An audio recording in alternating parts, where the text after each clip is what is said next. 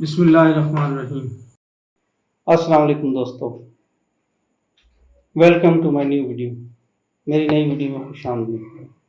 ہم نے سفر شروع کر رکھا تھا اپنے آئین کے سفر کا، اور آئین کے آرٹیکل 8 کو ہم نے پڑھ لیا تھا، اور آئین کے آرٹیکل 8 میں جو فرسٹ شیڈیول کا ذکر تھا، اب ہم فرسٹ شیڈیول کے اندر جو قوانین دیے ہوئے تھے ان کو ہم نے پڑھ رہے تھے۔ تو سو فار ہم نے 3 چیزیں پڑھی ہیں۔ ایک ہم نے پڑھا ہے جی دا ایکسیڈنگ اسٹیٹ پراپرٹی آرڈر 1961، اور ہم نے پڑھا ہے دا اکنامک ریفارمز آرڈر 1972، اور ہم نے پڑھا ہے دا لینڈ ریفارمز ریگولیشن 1972۔ اب یہ جو 3 چیزیں ہم پڑھ چکے ہیں، اب چونکہ ایک چیز اور بھی ہے کہ یہ ریگولیشنز ہیں، آگے جو ہے نا میں آپ کو تھوڑا سا یہ بھی شیئر کرتا چلوں گا اپنا نالج آپ سے، کہ دیکھیں جو کانسٹیٹیوشن ہوتا ہے یا آئین ہوتا ہے وہ حق دیتا ہے، اختیار دیتا ہے پارلیمنٹ کو کہ وہ قوانین بنائے۔ پارلیمنٹ جو ہے وہ لا بناتی ہے، اور اس لا میں ایک اختیار دیتی ہے فیڈرل گورنمنٹ کو کہ وہ رولز بنائے، اور وہ جو رولز ہوتے ہیں ان کے تحت فیڈرل گورنمنٹ جو ہے وہ رولز بناتی ہے اس ایکٹ کے تحت، اور ان کسی ایک رول میں پھر یہ طے کرتی ہے کہ اگر کوئی پروسیجر بنانا ہے فردر تو وہ ریگولیشنز میں آئے گا۔ تو اس سے آپ کو پتہ چل گیا کہ آئین سب سے بڑا قانون، اس کے بعد ایکٹ یا آرڈیننس وہ قانون، ایکٹ کے بعد رولز، جو rules are made by the federal government اور بائی دی پروونشل گورنمنٹ اگر وہ صوبائی معاملہ ہے، اور رولز کے بعد ریگولیشن، وہ پروسیجرز، وہ کنسرن اتھارٹیاں بنائیں گی، لوکل اتھارٹیاں جو بنی ہوں گی۔ اب چونکہ مارشل لا ریگولیشنز تھے، مارشل لا کا بھی سلسلہ چل رہا تھا جب آئین ہمارا بنا، تو اس حوالے سے کچھ ریگولیشنز، کچھ رول جو ہیں وہ فرسٹ شیڈیول میں دیے ہیں۔ اب میں اس لیے یہ بتانا ضروری سمجھتا ہوں کہ اگر ہم نے یہ ڈسکس کر لیا ہے نا کہ دا ایکسیڈنگ اسٹیٹ پراپرٹی آرڈر 1961، تو اس کے حوالے سے کچھ رول، کچھ ریگولیشنز، کچھ رولز بنے، ان کو اب ہم انڈیویجولی ڈسکس نہیں کریں گے۔ ہم نے یہ اپنے آپ کو مطمئن کر لیا کہ ٹھیک ہے، یہ رائل فیملیز تھیں، وہ جو اسٹیٹس تھیں ان کے جو وہ تھے ہیڈ تھے، یا ان کے جو فالوورز تھے، یا ان کے جو لینڈ کے معاملات تھے، ان کو فیڈرل گورنمنٹ دیکھے گی۔ کچھ ریگولیشنز میں جا کے انہوں نے پروونشل گورنمنٹ کو بھی، خاص کر کے دیر سوات اور اس حوالے سے جو کے پی کے کی جو گورنمنٹ تھی اس وقت، سرحد کی جو گورنمنٹ تھی، ان کو بھی کچھ اختیار دی۔ اسی طرح اسٹیٹ آف بھاولپور کے حوالے سے پنجاب گورنمنٹ کو کچھ اختیارات دی۔ تو میرا کہنے کا مقصد یہ ہے کہ اس فرسٹ شیڈیول میں جو ریگولیشنز ان قوانین سے ریلیٹڈ ہیں ہم ان کو بھی اسکپ کریں گے اور آگے چلیں گے۔ تو اب میں آپ کو بریفلی بتاتا ہوں کہ اس میں آگے کیا کیا ہے۔ آگے جناب the land reform Balochistan Pat feeder canal regulation 1972، the economic reforms protection of industries regulation 1972۔ یہ اکنامک ریفارمز آرڈر 1972 کا ہی آف شوٹ ہے۔ اوپر والا جو تھا یہ لینڈ ریفارمز کا آف شوٹ ہے۔ آگے جائیں تو the distribution of property Chitral regulation 1974، یہ جو ہے یہ دا ایکسیڈنگ اسٹیٹ پراپرٹی آرڈر کا آف شوٹ ہے۔ The settlement of disputes of immovable property Chitral regulation 1974، یہ جو ہے یہ بھی ایکسیڈنگ اسٹیٹ پراپرٹی آرڈر 1961 کا آف شوٹ ہے۔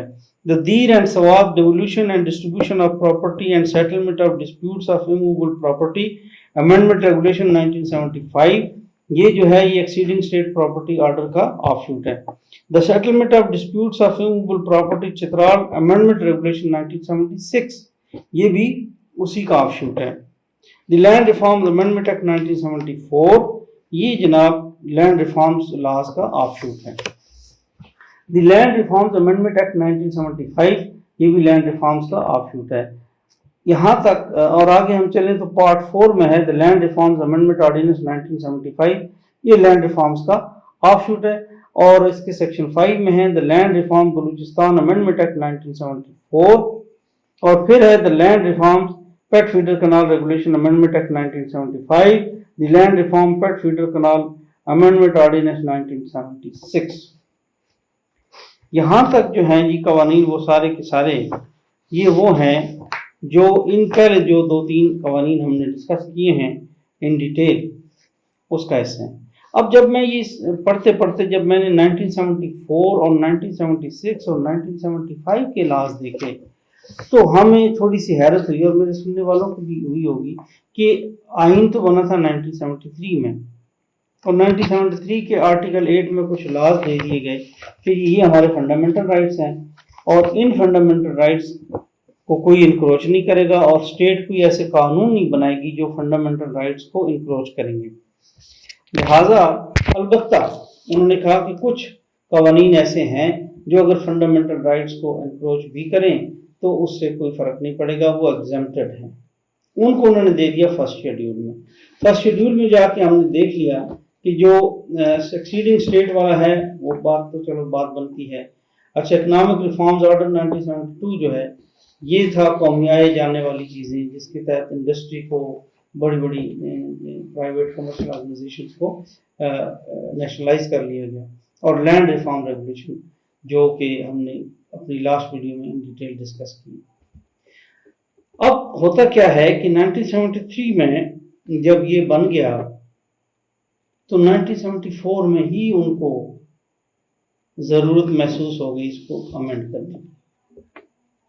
तो जो फर्स्ट अमेंडमेंट थी, फर्स्ट अमेंडमेंट मई 1974 में की गई, और उस अमेंडमेंट के अंदर एक तो बहुत सारी चीज़ें थी,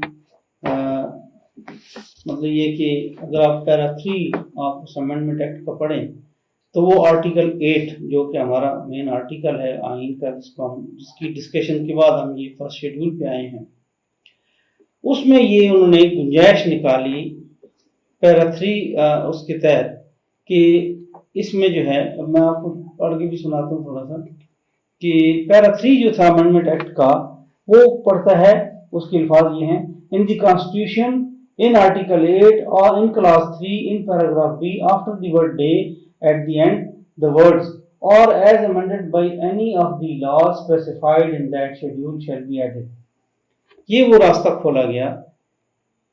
आप ये नहीं कह सकते कि आइन चूंकि 1973 में आया उससे पहले अगर कोई कवानीन थे तो उनको एग्जम्प्ट कर दिया गया।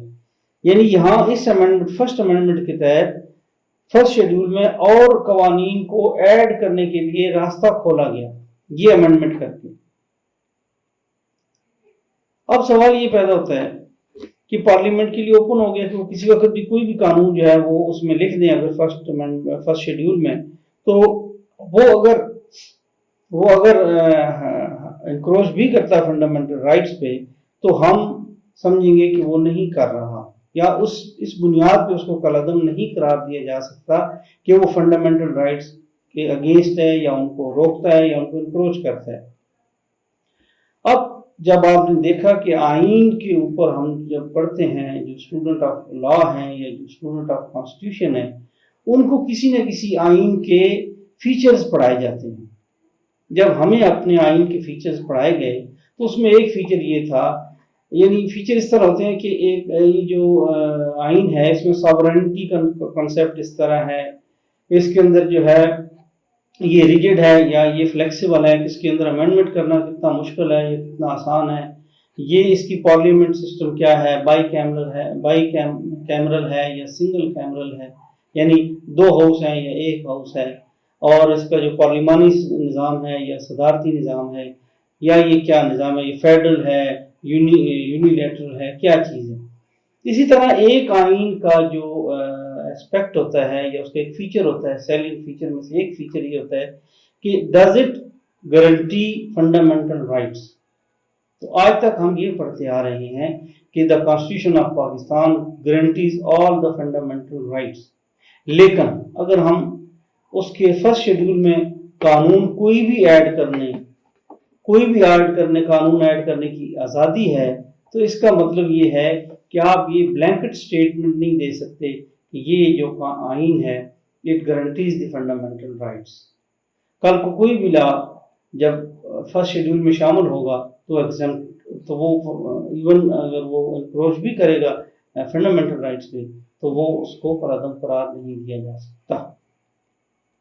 अब पैरा 17 जो है इस अमेंडमेंट का, उसमें लिखा गया, मैं आपको पढ़ के सुनाता हूँ जनाब।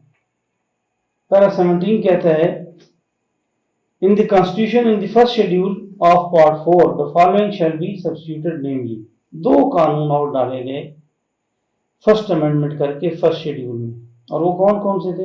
एक तो लैंड रिफॉर्म्स का ही एक अमेंडमेंट एक्ट था 1974 का, और एक था the censorship of the film act, censorship of the films 1963।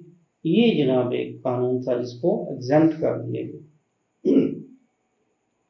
मैंने बड़ा गौर किया इस चीज़ में कि सेंसरशिप ऑफ फिल्म एक्ट 1963 को फर्स्ट शेड्यूल में डालने की क्यों ज़रूरत महसूस हुई होगी। याद रखें 1962 का जब आइन बन गया था, सदर अयूब ने वो सदारती और तर्ज हुकूमत के ऊपर एक आइन बनाया था। उस आइन के तहत फिर ये जो एक्ट था 1963 का, इसको उन्होंने वो किया, जारी किया। अपरेंटली जो इसकी मेयर रीडिंग जो है इस लॉ की, वो ये कहती है कि it can D certify the already certified film, यानी सेंसर बोर्ड तो था। थोड़ा सा मैं कहता हूँ इस कानून पे हम थोड़ा सा और गौर करें तो जो की ज़रूरत है कि ये कानून क्या है।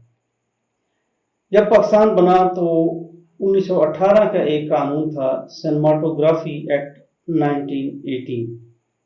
इस एक्ट के तहत ये सूबाई मामला था, हर सूबे में फिल्में बनती थी, उनके अपने सेंसर बोर्ड थे, वो सेंसर बोर्ड उसको अप्रूव करता था और वो उस सूबे में चलती थी। अगर एक सूबे से दूसरे सूबे में फिल्म जाती थी चलने के लिए तो वहाँ पर लोकल जो उस सूबे का जो सेंसर बोर्ड था वो उसको परमिट कर देता था आफ्टर हैविंग सीन कि चूँकि इसको एक्सेंट है या इसको अप्रूवल है दूसरे सूबे का, तो हम भी इसको अप्रूव करते हैं, लिहाजा ये चलनी चाहिए। अब जैसे आपको पता है कराची में पंजाबी भी बहुत हैं, पठान भी बहुत हैं, और इस तरह सिंध के अंदर पूरे गांव हैं जो पंजाबियों के हैं, वहाँ पर पंजाबी फिल्में चलती हैं। और इसी तरह पिंडी के अंदर बहुत सारे हमारे पख्तून भाई हैं, तो कुछ सिनेमाओं में पश्तो फिल्में चलती हैं। तो ये सूबाई मामला था। सदर अयूब साहब ने 1963 में इसको फेडरल मामला बना दिया।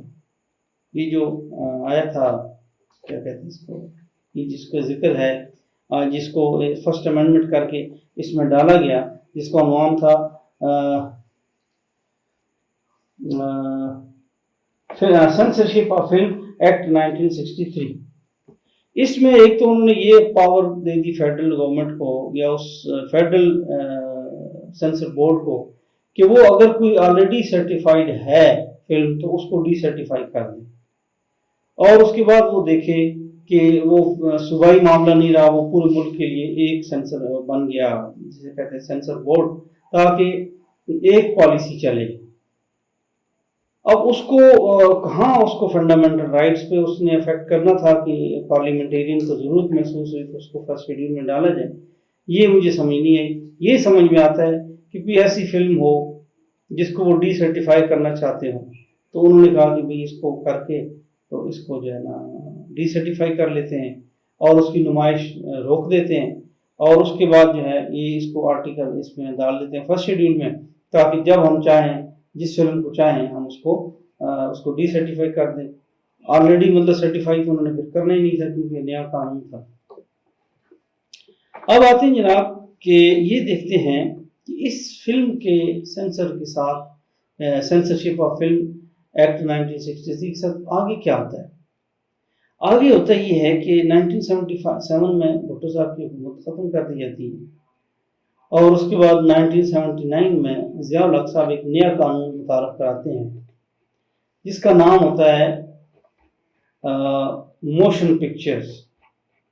इस एक्ट का नाम है द ऑर्डिनेंस में be called the motion picture ordinance 1979। 79 में आपको पता है, मुझे पता है कि भुट्टो साहब थोड़ा सा लिबरल एटीट्यूड था, और उस दौर की जो फिल्में थी उसमें थोड़ा सा मतलब लिबरलिज्म का शिकार थी। उसमें काफ़ी बग़ैर दुपट्टों के और हर तरह के ड्रेस में फिल्में बनी, ضیاء الحق صاحب نے 1979 میں جب یہ نکالا آرڈیننس، جس کا نام تھا موشن پکچر آرڈیننس 1979، تو پہلی بات یہ کہ اس نے دونوں پچھلے قوانین کو، 1918 والے قانون کو بھی اور 1963 والے قانون کو ریپیل کر دیا، ختم کر دیا. تو وہ دونوں ریپیل ہو گئے.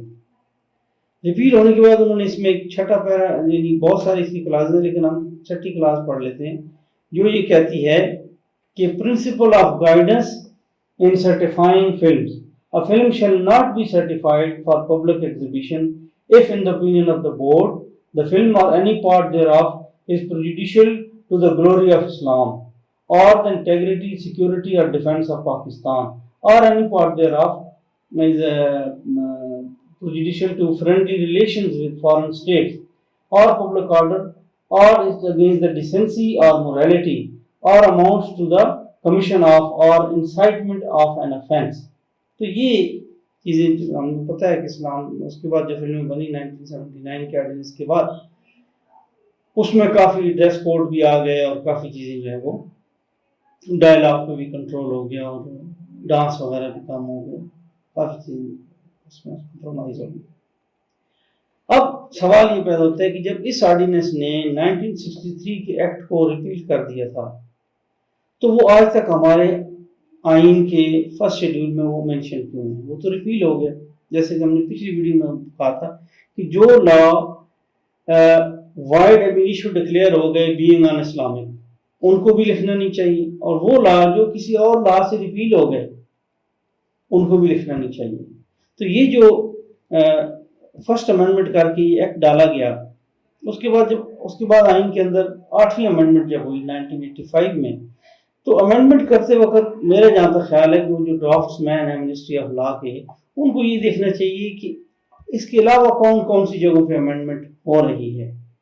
اس وقت اگر وہ اس ایسپیکٹ کو دیکھتے تو یہ سارے لینڈ ریفارمز کے ایکٹ کو بھی نکالا جا سکتا تھا، یہ سینسرشپ آف فلمز ایکٹ 1963 کو بھی نکالا جا سکتا تھا، تو اس لسٹ کو شارٹ کیا جا سکتا تھا. اور اگر وہ کہتے کہ چلو 1985 کا آئین بن گیا، اب تو راستہ روک دو کہ کوئی قانون نیا اس میں نہیں ڈالا جا سکتا، لیکن وہ بھی نہیں ڈالا، بلکہ آگے جیسے آپ چلے گا آپ حیران ہوں گے کہ اس کے اندر 2017 میں بھی اس میں ایڈ ہوئی چیزیں، 2019 میں بھی ایڈ ہوئی. تو یہ ابھی آگے ہم دیکھیں گے کہ یہ کیا ہے. تو دوسری بات جو کرنے والی یہ ہے کہ فلموں کے بارے میں، چونکہ جیسا کہ ہم جب بھی کوئی قانون ڈسکس کرتے ہیں ہمارا مین جرنی تو کانسٹیٹیوشن کے اندر ہی ہوتا ہے، ہم اس کے پیرامیٹر سے باہر نہیں جا سکتے، لیکن ہم ساتھ ساتھ کوئی ایسپیکٹ اگر ایسا ہے جو کہ ہمارے مائنڈس کو ایجیٹیٹ کرتا ہے اس کو بھی ڈسکس کر لینا چاہیے. اب لا ریلیٹڈ ٹو فلم اور سینسرشپ آف دا فلم جو ہے نا وہ کمپلیٹلی ان افیکٹو ہو گئے ہیں. اب آپ دیکھیے انٹرنیٹ آنے کے بعد کون سا لا ہے جو امپلیمنٹ ہوگا، مجھے بتائیں. یا یہ جو ہے film shall not be certified for public exhibition if in the opinion of the board the film or any part thereof is prejudicial to the glory of Islam. کتنی فلمیں ہیں جو مجھے کہنا نہیں چاہیے جن کے بعد گلوری آف اسلام کو ٹچ نہیں کرتی، لیکن وہ لوگ جا کے انٹرنیٹ پہ دیکھ لیتے ہیں. اسی طرح آگے جو بات کرتا ہے any part integrity, security or defense of Pakistan. آپ انڈیا کی فلمیں دیکھیں، ٹوٹلی اگینسٹ ہمارے اس کی بنی ہوئی، ہماری فوج کے خلاف فلمیں بنی ہوئی، ہم دیکھتے ہیں. سینسر بورڈ اپنی پاورز لے کے بیٹھا رہے، بیٹھنے دو. اب انٹرنیٹ آنے کے بعد، یوٹیوب آنے کے بعد، سوشل میڈیا کے آنے کے بعد میرا جہاں تک ذاتی خیال ہے کہ ہمیں ایسے سارے لا ابالش کر دینے چاہیے اور ہمیں فوکس کرنا چاہیے سائبر لاز کی ڈیولپمنٹ پہ. اور اس پہ میری ایک کتاب بھی ہے، کسی لیکچر میں آپ کو اس کا شو بھی کروں گا. اس کا کتاب کا جو ہے وہ نام ہے security measures and laws of information technology. اور اس وقت آئی واز ان یونیفارم جب میں نے اس کو لکھا تھا، وہ آپ سے شیئر کروں گا میں اس کے بارے میں. تو آج میں اتنا آپ کے مائنڈ کو ایجیٹیٹ کرنا چاہتا ہوں کہ کیا یوٹیوب پہ ہوتے ہوئے جہاں پر انڈین فلمیں ہم دیکھ سکتے ہیں، یورپین فلمیں دیکھ سکتے ہیں، امریکہ کی فلمیں دیکھ سکتے ہیں، اور سینسر بورڈ اس سے پہلے جب کوئی فلم آتی تھی پاکستان میں دکھانے کے لیے تو امپورٹڈ موویز کو بھی سینسر بورڈ کے سامنے پیش کیا جاتا تھا کہ وہ اس کو دیکھ لیں اور اس کو سینسر کر دیں، یعنی اس میں کینچی بھی لگائیں اور اگر وہ سمجھے کہ یہ بالکل نہیں ایگزیبٹ ہونی چاہیے تو وہ ایگزیبیشن اس کی نہیں ہوتی تھی، اس کی نمائش نہیں ہوتی تھی۔ اب چونکہ ایسی کسی بھی کنٹرول کو، لیگل سیف گارڈ کو یا لیگل چیز کو آپ کر ہی نہیں سکتے، تو ایسے قوانین کو ختم کر دینے میں کیا برائی ہے؟ اور اسپیشلی ایک ریپیل لا ہے، اس کو اپنے آئین کے فرسٹ شیڈول میں لکھنے کی کیا برائی ہے؟ تو آج ہم نے یہ ڈسکس کیا کہ فرسٹ امینڈمنٹ کر کے آئین کے اندر یہ گنجائش پیدا کر لی گئی کہ اور لا جو فنڈامنٹل رائٹس کو انکروچ کریں ان کو بھی شامل کیا جا سکتا ہے، اور نیا لا اس میں ڈالا گیا یہ جو ہے سینسرشپ آف فلم ایکٹ 1963 جو کہ ریپیل تھا، اور ریپیل لا کو آئین کے اندر لکھنا اچھی بات نہیں۔ اس کے بعد کتنی امینڈمنٹ ہوئی ہیں، 8ویں، 9ویں، 10ویں، 12ویں، 15ویں، 25ویں، کسی بھی امینڈمنٹ میں یہ نہیں دیکھا گیا کہ بھائی جب امینڈ کر ہی رہے ہیں تو اور چیزیں جو ہیں اپ ٹو ڈیٹ کر لیں، کوئی اوبسولیٹ چیزیں بیچ میں سے نکال دیں۔ تو یہی جناب ایک بڑا پوائنٹ ہے ہمارے آئین کے اندر کہ چیزیں جو ریپیلڈ ہیں، آبسولیٹ ہیں، وہ بھی ہمارے آئین کے اندر لکھی ہوئی ہیں، اور پریکٹیکلی ان قوانین کی امپلیمنٹیشن جو ہے وہ تقریباً ناممکن ہو چکی ہے۔ وہ سارے کنٹرول جو ہیں وہ ختم ہے، بے معنی ہے۔ تو اس کے ساتھ ہی میں آج کی اپنی ویڈیو ختم کرتا ہوں۔ آپ لوگوں کا بہت بہت شکریہ، اپنے فیملیز کا، دوستوں یاروں کا، سب کا بہت خیال رکھیے گا۔ السلام علیکم ورحمۃ اللہ وبرکاتہ۔